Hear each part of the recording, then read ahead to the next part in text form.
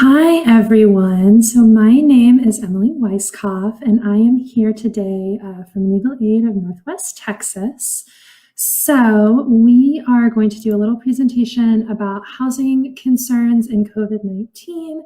And to start things off, I'm going to give you a little bit of information about our organization and how we exist as a resource for lots of people all over Northwest Texas.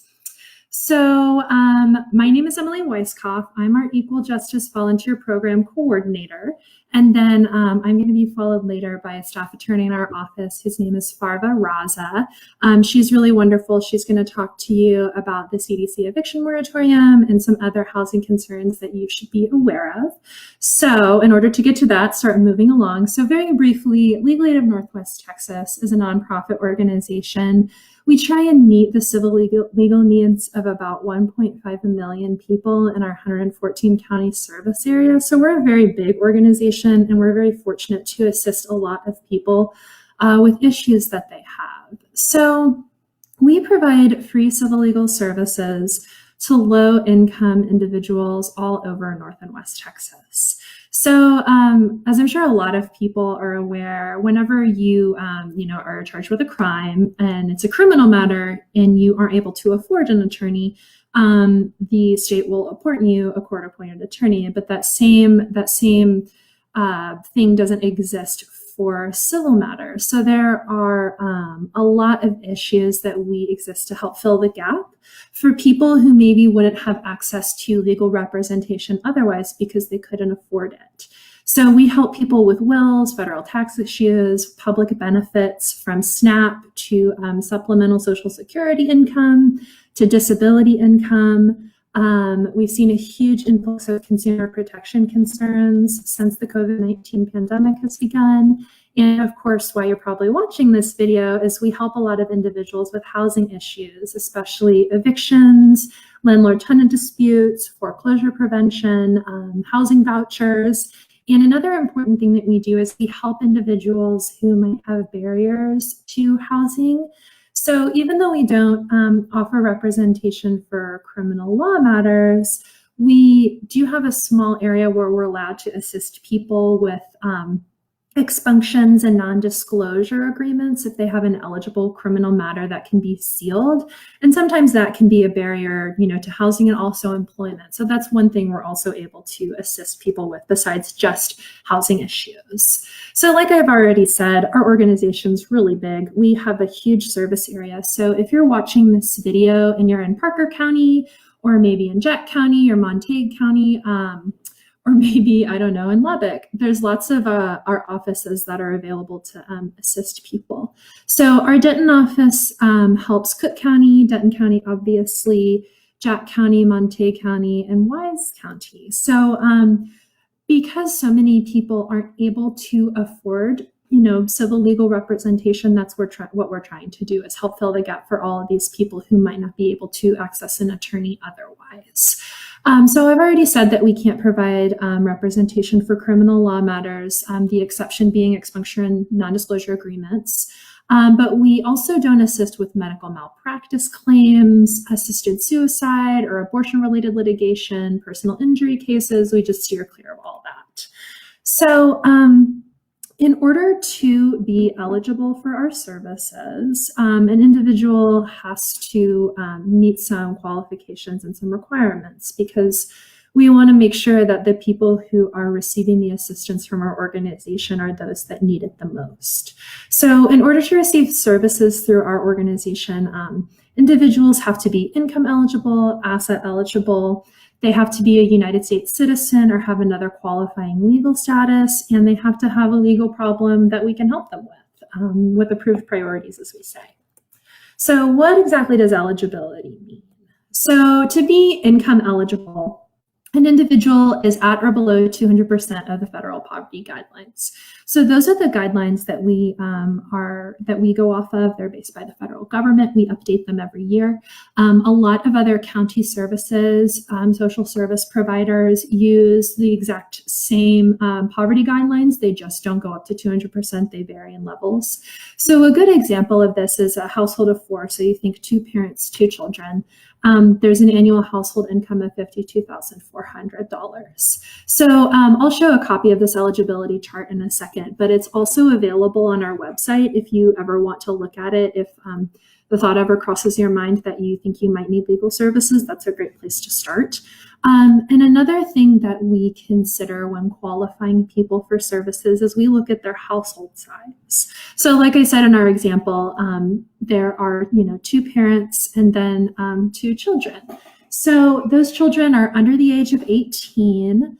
And so what we do is we look at people that you're legally obligated to support whenever the individual applies for services. So maybe the person who calls and applies is married and has 2 children, then they would have a household size of 4. But sometimes what happens is that people will apply for services and maybe it's a grandmother and grandfather who are the guardians of their elderly or their older disabled grandchild. So they would be legally obligated to care for that person, even though they're over the age of 18, right? Because that person cannot necessarily provide for themselves.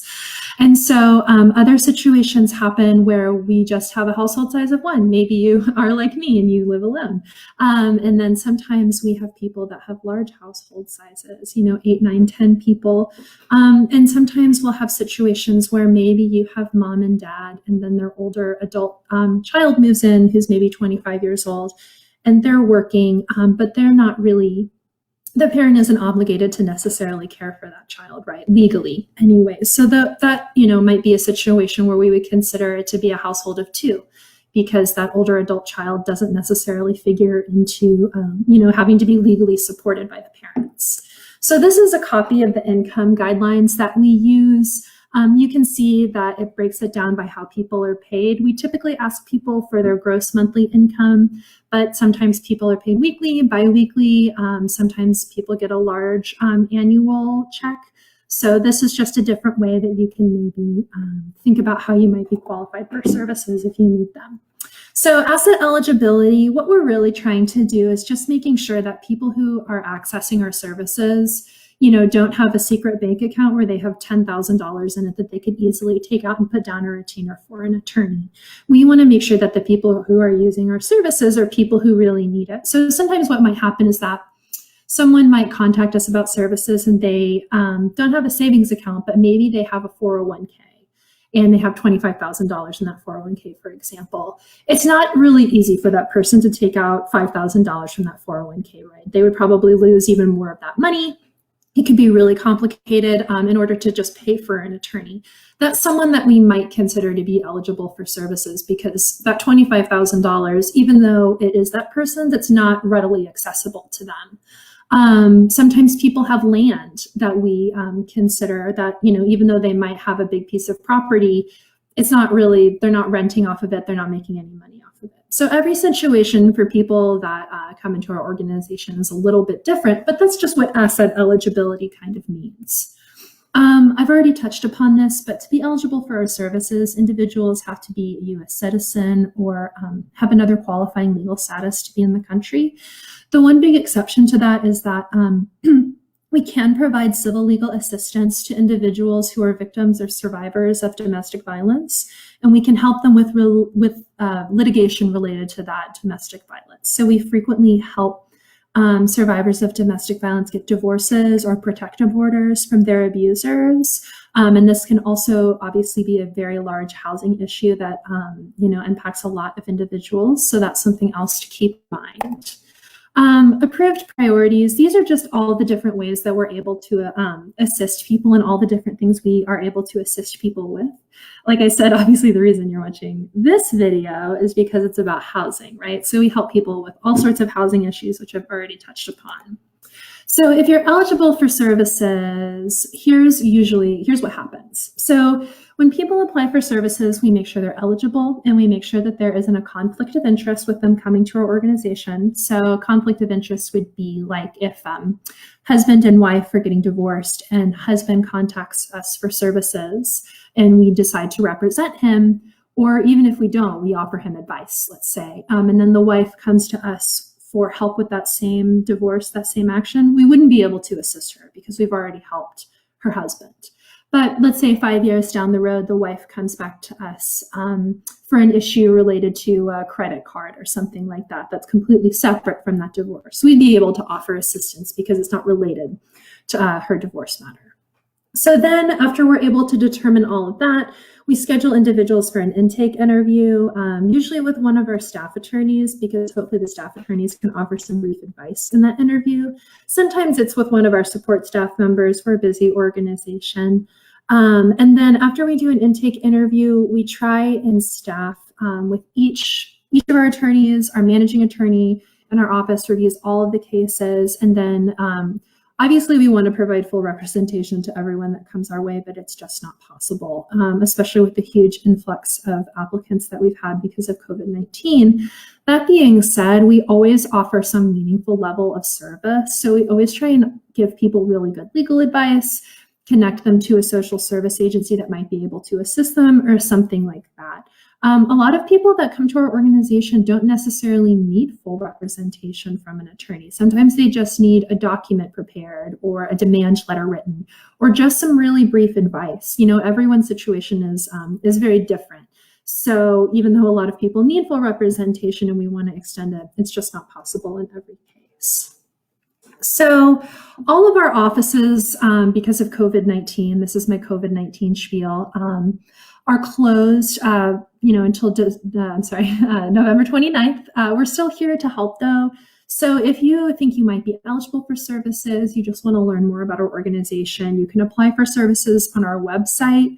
You can also check out updates from our Denton office on our Denton office page. We regularly update information there. If you want to apply for services, please call our local Denton office. Our receptionist, Adriana, would be happy to talk to you. Additionally, sometimes people don't have great access to internet, even though you can apply on our website. So we have a wonderful 800 number. That's a great resource for everyone in the community that I would certainly recommend writing down and keeping handy. That hotline is through our Dallas office, staffed by attorneys in our Dallas office. They're the ones that answer the phones. And what they're able to do is offer some brief legal advice. And then if you, or if someone does want to put in an application for services, they're able to take that application and route it to the appropriate office. So that's a great resource that I would, definitely recommend everyone keep in mind. So we have additional COVID-19 resources on our Legal Aid of Northwest Texas website and our Facebook page. They cover all sorts of topics from consumer protection, the CARES Act, unemployment issues, especially landlord-tenant issues, co-parenting during this time. And all of those resources are available in English and Spanish as well. They're just very brief YouTube videos done with some of our staff attorneys. They're really great. They're really informative. And they're really easy to understand. I have watched some of them in order to inform myself. So I definitely recommend checking that out. Another wonderful resource that we just came out with last week is stoptxeviction.org. This obviously is very much geared toward anyone experiencing a housing crisis. So this website is fantastic. All of the information on it is available in English and Spanish. It's free. You can get legal information there. If you decide that you do want to pursue it and that you might need an attorney, you can go to our website and apply for services. And you can also find out about rental assistance resources that are available in the area. But basically what it is you go to the website and it breaks it down by county. So it lets you know what programs are available in your county. And it also lets you break it down by your housing situation. So some people like me live in an apartment. Some people are having issues with a foreclosure. Some people, live in a trailer or a mobile home that's on land, but they don't own that trailer. So people have lots of different housing circumstances. And what's good about that website is that it lets you kind of enter some of that information in, so it can direct you to resources that are going to be the most applicable to your situation. So if there's anyone out there, obviously, who's watching this video, definitely has a housing question or concern, I would urge you check that out first. It's a wonderful resource that's been put together by our organization and 2 other organizations for the entire state of Texas. So we do virtual legal aid clinics. We usually do them in the community whenever we're allowed to be in public. We do them at the First United Methodist Church, but we've been doing them via phone lately because we want to be as careful as possible for our clients. So you can call our office. We'll do a quick application with you. Our receptionist will forward your information over to me, and then we'll get you signed up for one of our clinics where you can consult with one of our attorneys for 30 minutes for free. It's another great resource for individuals if maybe you have a question and need some help. So this is my contact information. If you have questions about our organization, questions about applying, questions about anything, well, not anything, questions about legal aid, I'd be happy to answer them and do my best to get you an answer. So that's about the end of my presentation. I'm going to wrap it up so we can turn it over to my colleague, Farva Raza, and get her set up so she can start talking to you guys about why you're all really here. So thank you so much. And I'm gonna wrap it up. I'm all done. Thanks.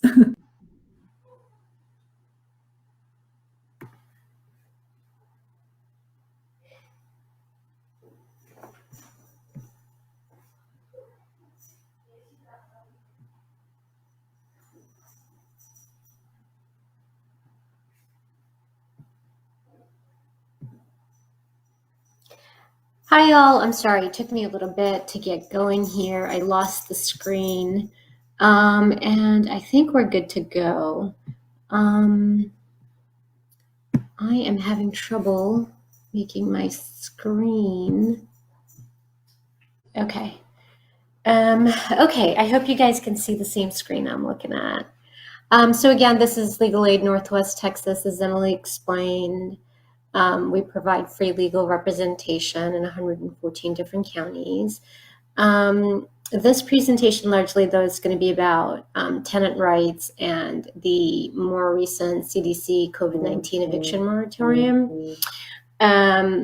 So just a brief overview of what an eviction suit is going to look like if you're a tenant. You're going to begin with some sort of a lease violation, or perhaps the lease has expired, or there's been a failure to pay rent, which is more frequently what we see.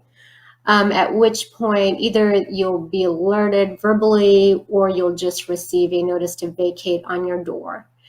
Sometimes these notice to vacates end up on the inside of your door, and I know that bothers folks, but that's typically the way that they're done.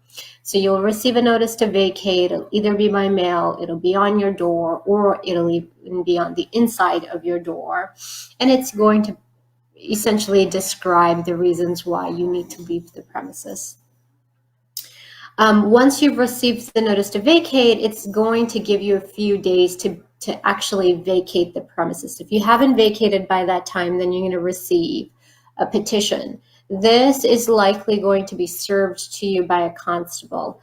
So first the landlord's going to file it, of course, but you're not going to see that part. And then there will be an eviction that's going to be issued to the landlord. And that's what you're going to end up receiving. The citation's typically going to tell you the date for your hearing, for your eviction hearing. It's also going to note very briefly and very generally the reasons why you're being evicted, and it's also going to tell you where you need to show up for court. Most of these hearings that are taking place these days, that have been since the beginning of this pandemic, are Zoom hearings, so be mindful of that. There's probably going to be attached at the bottom to the citation, there is going to be a Zoom hearing notice, and it's going to describe how you log on to the Zoom hearing and what time you need to log on. Otherwise, outside of the pandemic, you have to appear physically in the court that's listed in the citation. So once you go to court, there is an actual trial that takes place. At the conclusion of that trial, either you win and the matter is thrown out and the landlord has to try all over again, or the landlord wins. And if the landlord wins, they get a court order or something called an eviction judgment. Once the landlord has the eviction judgment, the landlord has to wait 5 days before they can go and have the constable use the writ of possession to physically remove you from the premises. And the reason why they have to wait those 5 days is because you have a right to appeal as a tenant. If you appeal, then you get to have another hearing before the county court of law, and this is a de novo hearing, so you're not having to argue that the judge ruled incorrectly. You're just going to get another bite at the apple, basically. Next, there we go. At the moment, there is a moratorium. There have been several since the beginning of this pandemic. The most recent one we have now is the CDC one. I'm sure you guys have, or maybe you haven't heard of the CARES Act ones. There was another Supreme Court ordered one. This is a CDC moratorium. The Center for Disease Control issued a temporary halt on residential evictions, and the reason why they did that was to prevent the spread of COVID-19. It began September 4th and is going to last through the end of December at the moment. We don't know what happens after December 31st, but for now, the way that it's written up, it's effective up until December 31st. It also applies wherever there is not a more protective state moratorium. So it's basically the floor. This is the minimum protection that a state can offer. As far as Texas is concerned, they are offering this as the protection. So there isn't any more protective state moratorium. This is the moratorium that's in effect in Texas at the moment. It largely applies to evictions for non-payments of rent. I say largely because there are exceptions, and it's really best to call our office for those exceptions.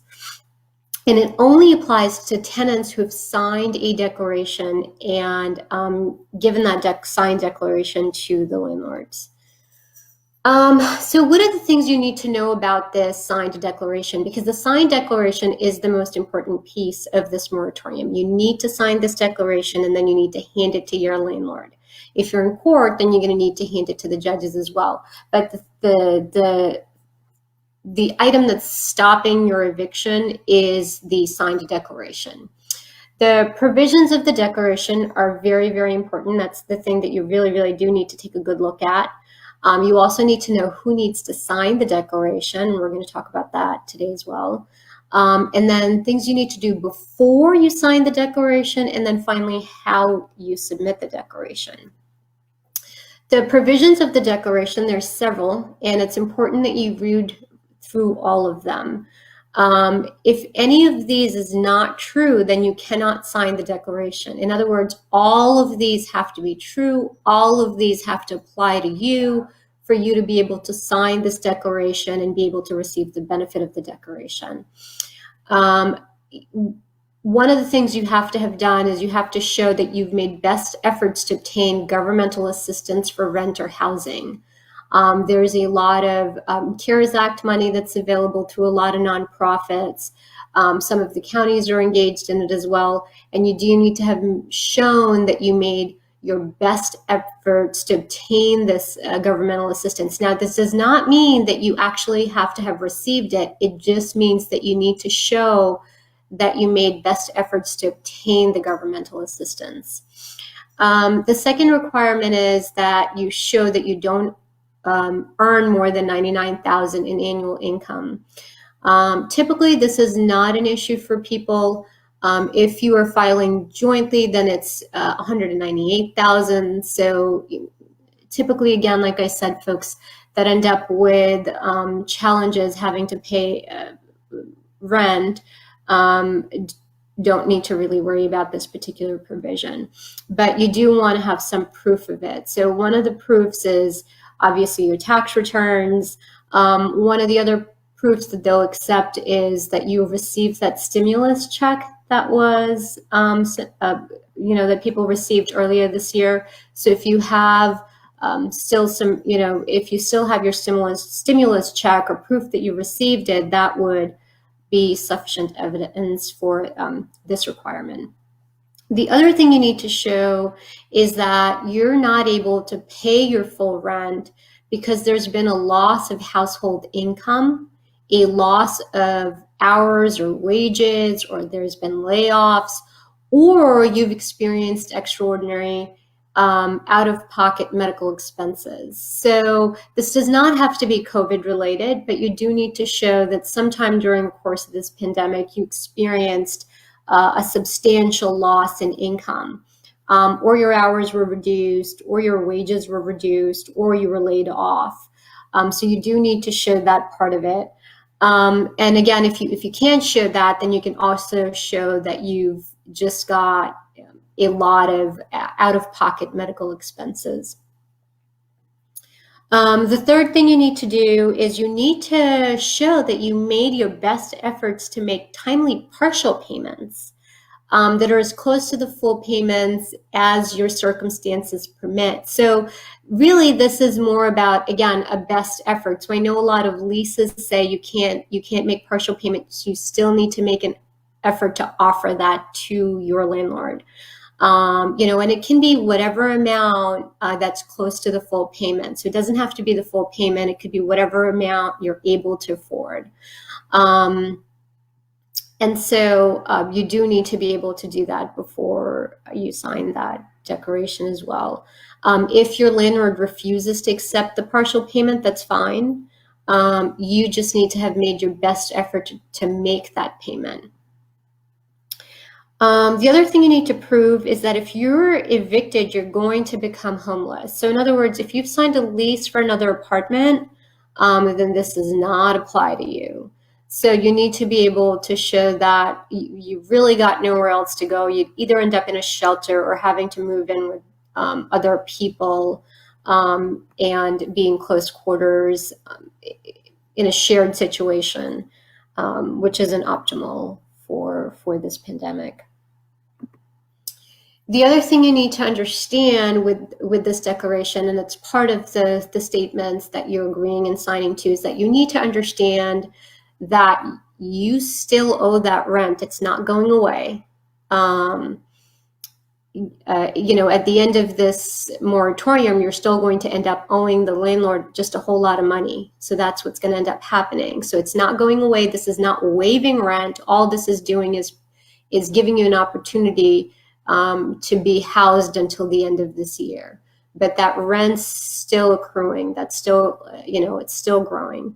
If there is late fees that are part of the contract or the lease agreement, those will be added. If there is interest, that can be added. The landlord can go ahead and add all of those things. And you have to understand that at the end of this moratorium on December 31st, your landlord can require that you pay all of those fees, all of that interest if the contract allows him to ask for that, and all of your rent that you have not paid. And that at the end of that moratorium, you may also be evicted for that non-payment. The final thing that the declaration intends for you to understand is that you cannot make any false or misleading statements in the declaration. So in other words, if these things don't apply to you, don't sign the declaration, because there is criminal and civil liabilities for signing a declaration that's not true. So the things you need to do before you sign: you need to make your best effort to pay the partial rent. You need to make your best effort to get governmental rental assistance that's available in your community. You need to carefully review all of the provisions and make sure that you meet all of the requirements. Again, even if you meet, 4 out of the 5, you can't sign the declaration. All of those have to be true for you to be able to sign the declaration and receive the benefit of it. And finally, do not sign the declaration if it's not true, because there may be civil and/or criminal consequences. Who needs to sign the declaration? So the declaration only protects the individual that signs it. So if there is more than one party to the lease, then all of those parties need to sign that declaration. Any adult tenant that's on the premises that doesn't want to be evicted needs to sign that declaration. And all of those statements need to be true for each of the individual that's signing it. So when we talked about a loss of income, that needs to be true for each one of the individuals. However, if you notice, it says household income. So even if you're a family and you have shared expenses, and one of you has lost has lost their employment, that would count. So that statement should be true for both the family members. However, if you are just rooming together, you're not family, then that obviously that's not a loss of your household income. So you may not be able to receive the benefit of that if you're just another tenant. So just be aware of that.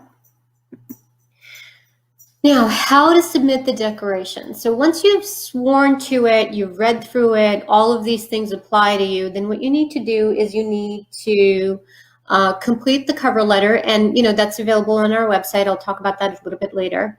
And send it to your property owner. You want to make sure that that you also save a copy of that declaration, because it's going to go to your property owner or your management company, whichever one you're typically corresponding with. So hold on to copies of that, because what you want to do is make sure that if a constable shows up, or if you're in the midst of eviction proceedings, you can give a copy of that declaration to the judge and the constable as well. So you definitely want to make sure that you keep copies of it. So turn it into your property owner. If you're going to go and do it physically, because that's typically how they want to receive documents, they want you to come to the office to drop off things, then you bring that declaration over to the office and you make sure you take a video of it, or send them an email afterwards saying, on this date at this time, I came to the office and I dropped off the CDC Tenant Declaration with this staff member. If you're able to send it in if your lease allows you to send it in by email, absolutely send it in by email. Hold on to a copy of that so that you can show it to the judge later. But yes, you can submit it by mail, email, fax, personal delivery. There's many, many options, but the thing you want to make sure is, one, you have copies of the declaration, and two, that you have proof that you've actually given it to your property owner. So when do you submit this declaration? You can submit it, you can give it to the property owner as soon as you're behind in rent, okay? You can also give it to them when you receive a notice to vacate. You can give it to them when you have an eviction hearing. You can say, Your Honor, I have a CDC Tenant Declaration with me today. I handed it to the landlord a few minutes ago. You can give it to the constable when they're showing up to remove your property. If this is the first time you've signed your declaration, you can hand it to the constable, and the constable should pause and bring that declaration back to the judge and not remove you from the premises. So even if you have been evicted in court and you've not had opportunity to submit the declaration, and this is the first time you're hearing about it, you can still sign that declaration, give it to your landlord, and when the constable shows up, give it to them as well. You want to make sure, if you're in eviction proceedings, that the court has a copy of it. And like I said, if you've already been evicted, you want to make sure that the constable also has a copy of it. What the landlord can do once they receive this declaration is they can challenge it. And so it doesn't necessarily protect you until December 31st, 2020, because there is the possibility that the landlord may challenge it. And if the landlord challenges it and the judge finds in favor of the landlord, then you can be evicted before December 31st, 2020.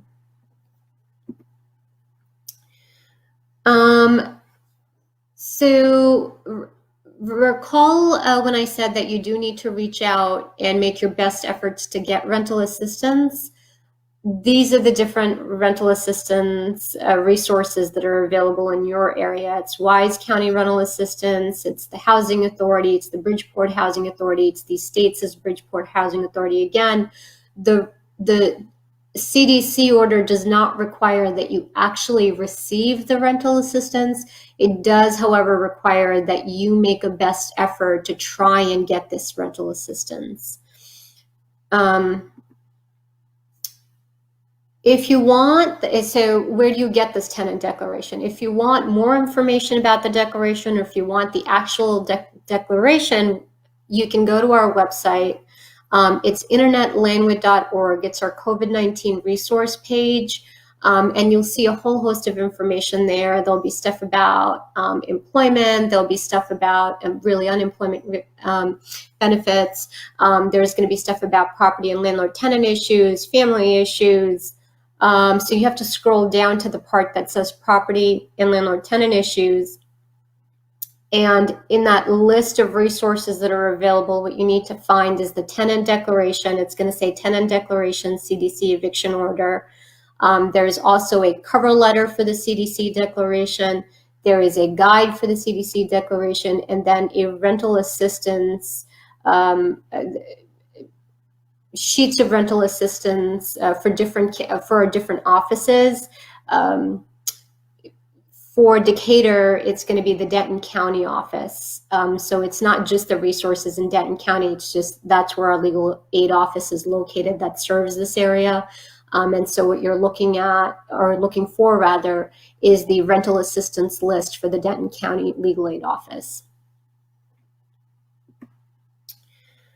And I think Emily kind of talked about this a little bit, but our offices are temporarily closed. We are closed until the end of this month at least, but you can still, these are the different ways in which you can still apply for services through our office. And again, if you have questions, if you have very, very specific questions related to your case, then it's best that you reach out to our office, call us at the legal aid line, or visit our webpage and figure out other ways in which you can reach us. But if you have general questions, I'm not really sure if I can answer them now, but you can certainly send them to Emily, and she should be able to sort out, where those questions go, or at least, help you with an answer, maybe even. I see that we are now live. Good afternoon. My name is Brad Manning. I am the Executive Director for Texas Neighborhood Services. We are currently, we are one of 7 agencies in the state that is running the Texas Eviction Diversion Program for organizations, across the state of Texas. We serve 4 counties, and Wise County happens to be one of the counties. What you see up on your screen right now is, close that, you'll see the, it's a 1-page summary sheet which explains the basic details of the program. To be eligible for the Texas Eviction Diversion Program, both a landlord and a tenant must agree to enter into the program. If one party agrees and the other party doesn't, it doesn't work. The other thing that has to happen is that the landlord has to file a case with their local justice of the peace. That that require, because this is an actual special court process that allows this to happen. So just to kind of walk you through and give you a little bit of detail, a little bit of information of how this works. The first step in the process is landlords come in and file the case with the Justice of the Peace. When they file the case, they receive the form that you see on the screen, and then they turn around and they will provide a copy of this when the notice of eviction is served to the tenant. The tenant gets a copy of it. So both parties then go to the hearing with the JP. You know, that may be live, may be on Zoom. Really, just kind of depends. And they, if both parties agree, then the courts refer us to us the case. The Texas Eviction Diversion Program started October the 13th. We started receiving our first cases from Justice of the Peace, probably the last week of October, and so far we have completed 12 cases. We typically have 21 to 28 days to take the whole process through, but what we're finding is that these cases are really taking maybe 5 to 6 days, as long as everyone gets us the documentation that they need. So what I want to do is just kind of go through and point out a couple of things. This program can provide up to 6 months of rental assistance. Assistance can be used to pay the full contracted rent that is past due up to 5 months. And then if there's not full 5 months that are past due, we can pay subsequent months of assistance up to a total of 6. To let you know a little bit about what this does, the tenant has to have a household income at or below 200% of poverty. Now, if you're wondering what that is, you'll take a look down here on the bottom. You'll see, based on household size, if it's one person, 200% of poverty is $25,520. If it's 4 people, it's $52,400. And we do. The state does give you this nice little cheat sheet down on the bottom, just so that you can know quickly if you think you're going to qualify or not. It says also for tenants to be eligible, the household has to be financially affected by the COVID-19 pandemic. We're not really worried about that. That's it's a very broad definition of financially affected, and it's very easy to take care of that. Tenants this is an important thing though. Tenants are ineligible if they're receiving tenant-based voucher assistance, if they're in a public project program, or if they're in public housing. What that means is, if you're in one of those three, someone else is already providing rental assistance, and this program would not be eligible for anything that would be under that. Landlords, let's talk about what you're going to be required to do. We're going to need a few things from you. A copy of the executed lease, or if there's not a lease, because we realize some of these facilities do not have actual leases, then we're going to just ask for a certification providing tenancy. We're going to ask for documentation of missed payments. You can give us a ledger, you can give us a letter. We're really pretty flexible. We just need something written from you that indicates the missing payments. We're going to need to get a W-9 from you, which will provide us with your tax ID number. There's going to be a tenant certification and form. These two items are actually one form, and we'll go over that here in just a second.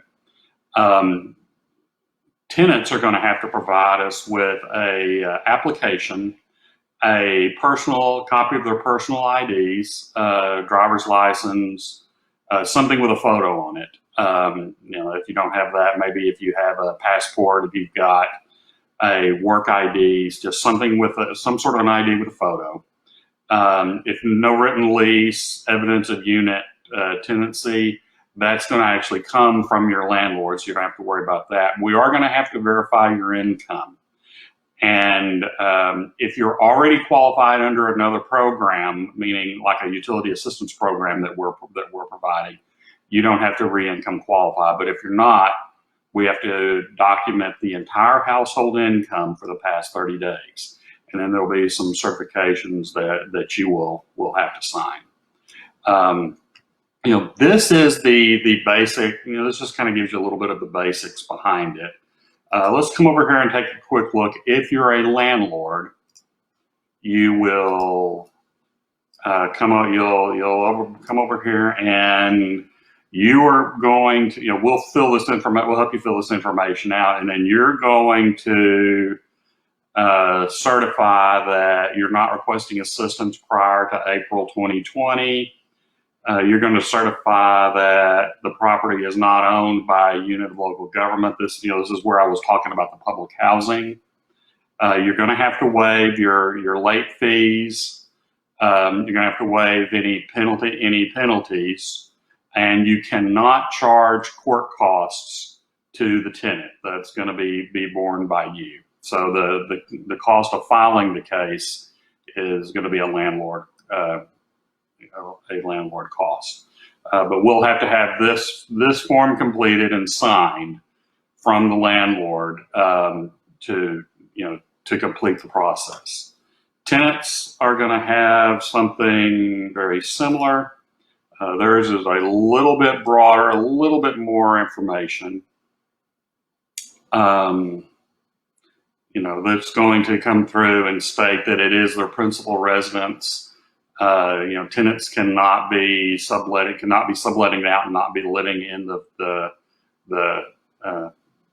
place of residence. So it says that we will not seek rental assistance in the future for the same months that are covered by this assistance. It doesn't mean that we can't help you with other assistance. It just means that for the months that we're paying, you agree that you're not going to try to go in and receive funds again for that. The state doesn't really get along too well with that, but we're going to follow what they say.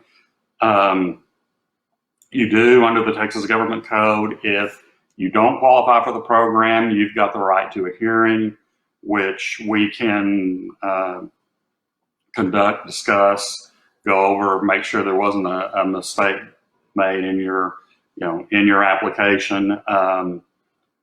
Pretty much though, it's pretty straightforward. That's so the program provides assistance, it provides help, and it provides up to 6 months of assistance. Thanks for joining our presentation tonight, y'all, and thank you, Brad, for presenting such a good presentation. We really appreciate y'all tuning in tonight, and if you have any questions, feel free to email us or Facebook message us. And we will have a recording of this on our website once we close out. Thanks for watching, guys.